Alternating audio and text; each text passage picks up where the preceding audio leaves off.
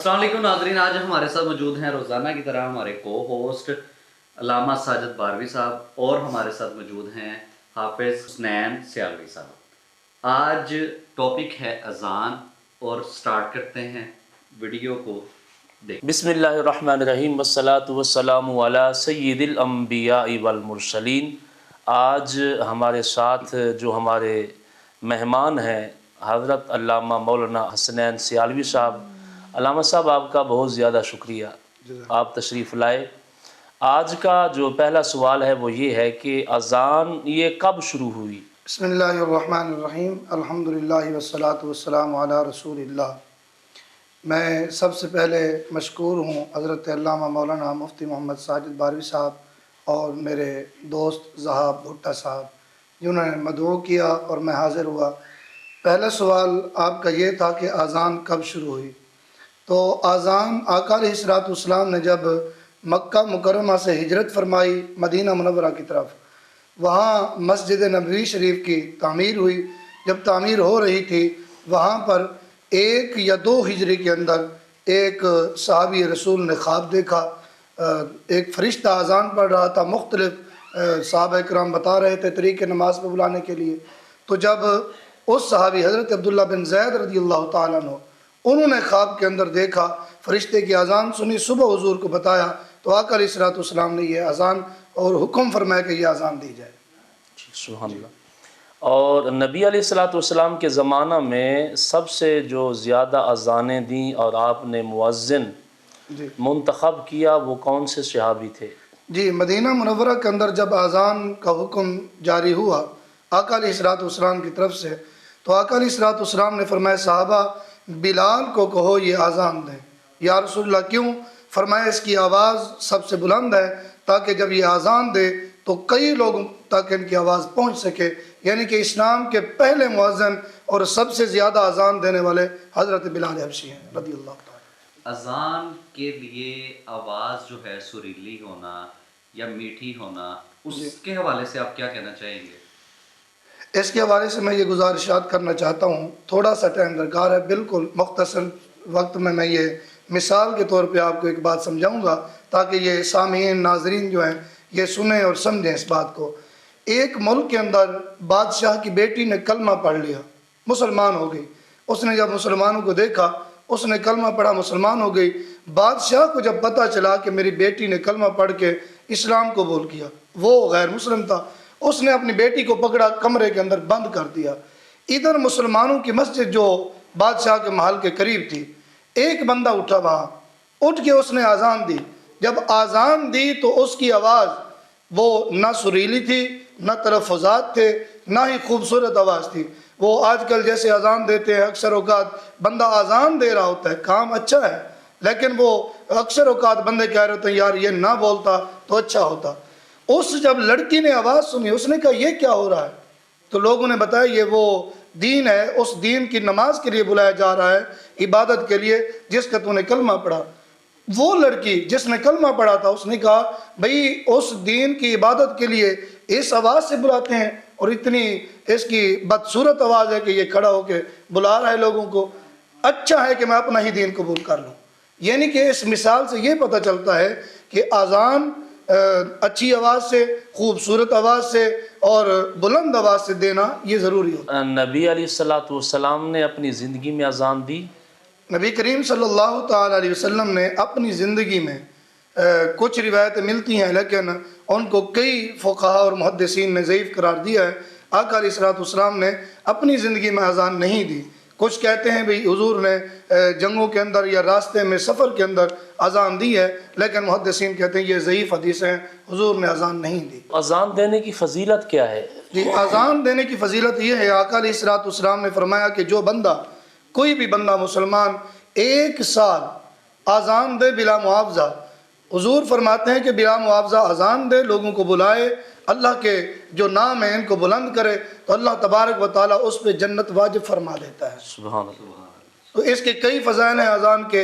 حضور نے فرمایا بروز قیامت جو اذان دیتے ہیں ان کی گردن بلند ہوگی، یعنی کہ یہ نہیں ہے کہ گردن بڑی ہو جائے گی، بلکہ یہ ہے کہ بروز قیامت ان کی جو پہچان ہوگی وہ سب سے زیادہ ہوگی، کیونکہ یہ اللہ کی طرف بلانے والے ہیں۔ تو اذان جو ہے یہ نماز کے علاوہ بھی دی جا سکتی ہے؟ ہاں جی، اذان برکت کے لیے گھر کے اندر بھی دی جا سکتی ہے، جب بچہ پیدا ہو اس کے کان میں بھی دی جا سکتی ہے، اور جب اکثر اوقات قبر کے اوپر کھڑے ہو کے بھی اذان دیتے ہیں، یعنی کہ حضور نے فرمایا اگر کوئی راستہ بھول جائے تو راستے میں کھڑے ہو کے وہ اذان دے، راستے میں کھڑے ہو کے اذان دے گا، اللہ تبارک و تعالیٰ اس کو آسان راستہ عطا فرمائے گا، یعنی کہ یہ اذان دینے کی برکات اور فضل ہے۔ جی، تو یہ جو اذان دینا سنت ہے، واجب ہے یا فرض ہے؟ جی، اذان فرض نماز کے لیے دینا سنت مؤکدہ ہے، نہ یہ واجب ہے نہ یہ فرض۔ تو اذان کا جواب دینا اس کا کیا حکم ہے؟ اذان کے جواب کے متعلق یہ ہے کہ آقا علیہ الصلوۃ والسلام نے فرمایا جس طرح مؤذن کہے تو فقولو، تم بھی اسی طرح کہو، یعنی کہ مؤذن اللہ اکبر کہہ رہا ہے تو آپ بھی ایسے کہتے جاؤ جس طرح وہ کہتا جا رہا۔ حی علی الصلاح حی علی الفلاح کے اندر جا کے جب وہ مؤذن پہنچتا ہے تو وہاں آپ حی علی الصلاح کے ساتھ لا حول ولا قوت الا باللہ پڑھیں گے، تاکہ اذان کا جواب بھی دے سکیں، اور وہ جو شیطان ہے حملہ کر رہا ہے، نماز سے روک رہا ہے، اس سے بھی آپ بچ سکیں گے، شیطان دور ہو جائے گا، آپ نماز کے لیے مسجد میں تشریف لائیں گے۔ اور آقا علیہ الصلوۃ والسلام نے فرمایا جو اذان ہے کوئی بھی، یعنی کہ عربی کلمات ہیں قرآن کے اندر بھی یہ ملتے ہیں، اکثر اوقات اکٹھے کریں تو بن سکتی ہے، تو اس کی یعنی کہ ایک حرف کے بدلے 10 نیکیاں ہیں۔ اب اذان کے جتنے حروف ہیں آپ گنتی کریں گے تو آپ کو نیکیوں کے انبار نظر آئیں گے، ٹھیک ہو گیا۔ جو اذان کا جواب دے گا بندہ اس کو اللہ تبارک و تعالیٰ بہت زیادہ نیکیاں عطا فرمائے۔ پہلے پوزیشن یہ ہوتی تھی کہ اذان جیسے ہی سٹارٹ ہوتی تھی تو لوگ جو ہیں ہر قسم کی ایکٹیویٹی، شور شرابہ بند کر دیتے، لیکن اب جو ہے ہم دیکھتے ہیں کہ لوگ کام تو کر رہے ہوتے ہیں، کچھ لوگ بولنا بند کر دیتے ہیں اور کچھ لوگ تو بولنا بھی بند نہیں کرتے۔ جی بالکل۔ تو اس کے لیے کیا حکم ہے اور کیا سختی کا جو ہے وہ حکم آیا ہو؟ فی زمانہ آپ نے بہت اچھا سوال کیا، اور یہ بنتا بھی تھا، میرا بھی دل تھا کہ یہ سوال کیا جائے۔ آپ نے سوال کیا کہ اذان کے وقت لوگ باتیں کرتے ہیں، کام کاج میں لگے رہتے ہیں، حالانکہ پہلے دور کے اندر یہ ہوتا تھا صحابہ کرام علیہم الرضوان کے دور میں کہ جب حضرت سیدنا بلال حبشی رضی اللہ تعالیٰ عنہ آپ اذان پڑھتے، اذان دیتے، شروع ہی کرتے، صحابہ کرام اپنے کام کاج ٹھپ کے اللہ تبارک و تعالیٰ کی بارگاہ میں چلنا شروع کر دیتے۔ آج لوگ یہ کام کرتے ہیں، علماء فرماتے ہیں کہ جو بندہ اذان کا احترام نہیں کرتا، باتیں کرتا ہے، اپنے کاروبار میں لگا رہتا ہے اور اذان کا ادب نہیں کرتا، فرمایا کہ اس کے لیے یہ وعید ہے کہ اس کے جب وہ مرے گا، ٹھیک ہے، اس کے لیے یہ وعید ہے کہ وہ جب مرے گا شاید وہ کافر بھی مر سکتا ہے، یعنی کہ اس کا ایمان چھن سکتا ہے۔ کس کی وجہ سے؟ کہ اس نے اذان کا ادب نہیں کیا تھا۔ ہاں جی، اذان کا ادب ضروری ہے۔ جی، دوسرا ایک بڑا اہم سوال ہے، وہ یہ کہ جیسے ہم یہاں بیٹھے ہیں جی تو ایک وقت میں کئی اذانیں ہوتی ہیں، جی تو کیا بندے کو ہر اذان کا جواب دینا چاہیے؟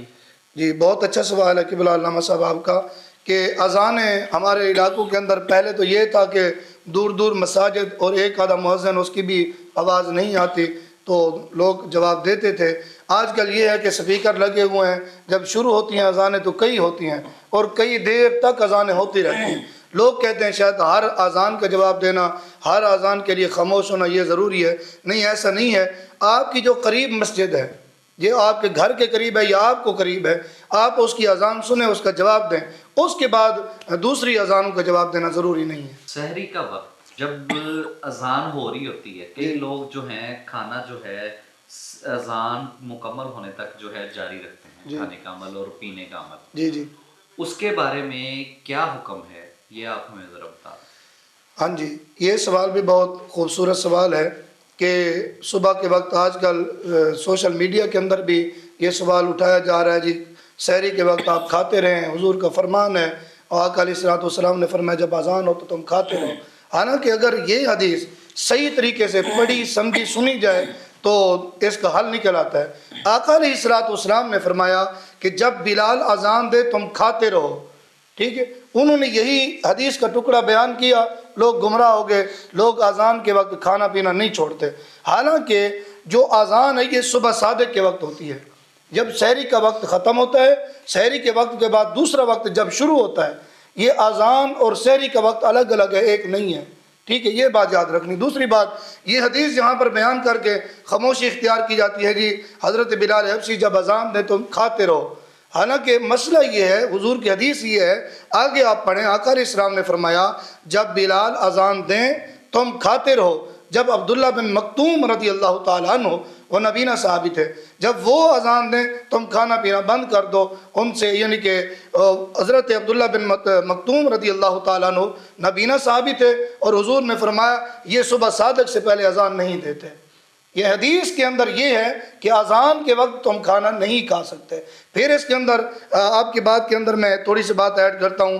یہ لوگ کرتے ہیں جی اذان ہو رہی ہے، جتنی دیر تک اذان ہوتی ہے جو لقمے پڑے ہیں یا روٹی پڑی ہے جلدی جلدی کھا لو، پانی پی لو، ایسا نہیں ہے۔